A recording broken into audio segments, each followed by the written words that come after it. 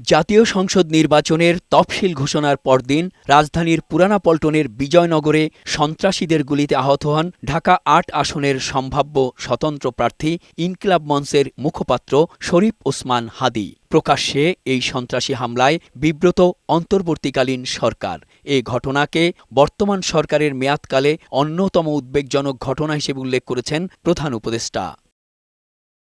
ওসমান হাদীর উপর এই নৃশংস হামলার ঘটনায় তীব্র ক্ষোভ ও অসন্তোষ শুরু হয়েছে দেশ জুড়ে। রাজনৈতিক দলের নেতাকর্মীদের মাঝেও সৃষ্টি হয়েছে আতঙ্ক।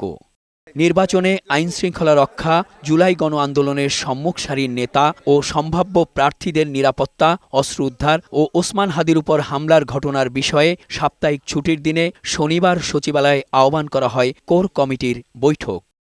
বৈঠক শেষে ব্রিফিংয়ে ওসমান হাদীর ওপর গুলি করা সন্ত্রাসীকে ধরিয়ে দিতে ৫০ লাখ টাকা পুরস্কারের ঘোষণা দেন স্বরাষ্ট্র উপদেষ্টা।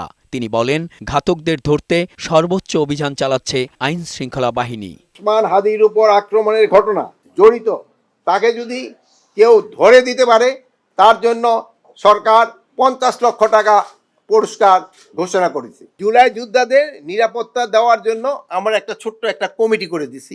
অপর এক প্রশ্নের জবাবে জাহাঙ্গীর আলম চৌধুরী বলেন, বিএনপির ভারপ্রাপ্ত চেয়ারম্যান তারেক রহমান দেশে ফিরলে তাকে প্রয়োজনীয় নিরাপত্তা দেওয়া হবে। তার নিরাপত্তার ব্যাপারে কোনো শঙ্কা নাই। তার নিরাপত্তার ব্যাপারে যত ধরনের প্রস্তুতি নেওয়া আমরা নিব এবং তার নিরাপত্তা আমরা দিব। ভয়ঙ্কর সন্ত্রাসী ধরতে শিগগিরই ডেভিল হান্ট ফেজ 2 অভিযান শুরুর কথা জানান স্বরাষ্ট্র উপদেষ্টা। মেহেদী আজাদ মাসুম, বৈশাখী সংবাদ, ঢাকা।